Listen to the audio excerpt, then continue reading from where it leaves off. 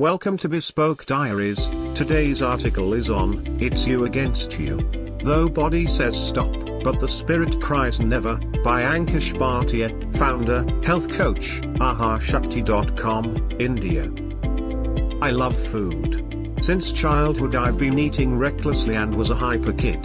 Energy levels had to be matched with the food intake. Always high on sugary things made me more and more hyper.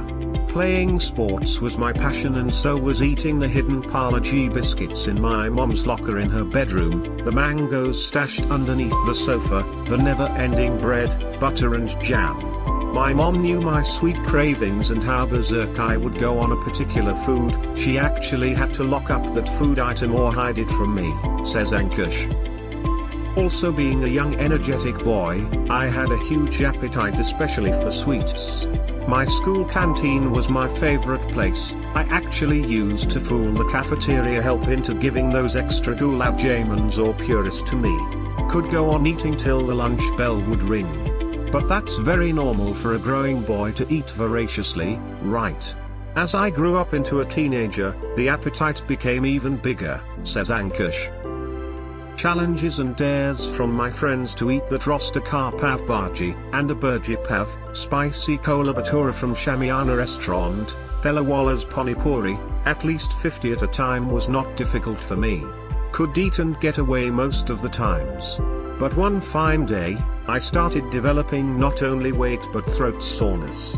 Started developing tonsillitis issues.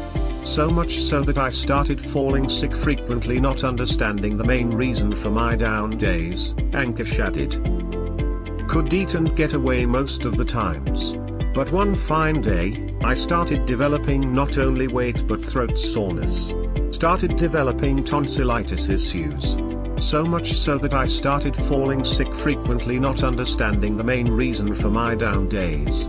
Getting into my career mode and being ambitious added stress to my life and to my health. Working long hours, I couldn't look after myself well. Every 2 to 3 months my health would go down, Ankush says. Taking time off from work was difficult, but had no choice as most of my leaves were spent in sickness. Always taking antibiotics, eating whatever I felt suited me and was right for my body. Little did I know that I was feeding toxins to my body. On my down days, I would get up with sore throat and humongous amount of mucus, severe headaches, dripping nose, bad spouts of cough, feeling giddy and feverish, says Ankush. Starting my day with the typical chai and my all-time favorite Parle G biscuit, and then eat a typical Cindy Nashtu of bread butter with milky and sugary tea and add even more sugar as a topping to my bread and butter. At least 8 to 10 slices a day was the intake. Sometimes I would even eat the Cindy Lolo Bito, paratha loaded with tons of sugar and ghee. I would never eat that simple moong dal khichdi, which is a good healer for sick people. Lived on bread and biscuits the entire time during my sickness, Ankush says. Every time I tried consulting various doctors and all I got was antibiotics, nebulizers, steroids to control and suppress my problems. Diagnosis was given of respiratory disorder, bronchial issue, sinus deviation. Newer medications were tried. Eventually I would get better in 10 to 15 days. But this would repeat every 2 to 3 months, or if I had eaten out at a restaurant. I did not realize that certain foods were my trigger points, Ankush added. Eating Chinese food with sauces, chilled beer or anything cold, ice creams or other sugary desserts, this whole combo was a disaster for my health. The very next day there was chaos in my system. What was causing my health to go down? My immunity was also going down by the day. Started working out at the gym. Yes, I was feeling better, but still the cycles repeated frequently. I even gave up working out since I thought it wasn't helping me and that my career was more important than anything else, says Ankush. But could I go on like this with my life was a doubt that I had to clarify. All these health issues led into major depression and was losing interest in everything. Was this a way of life that I was supposed to lead? I couldn't take it anymore. Ankush was studying nutrition few years back.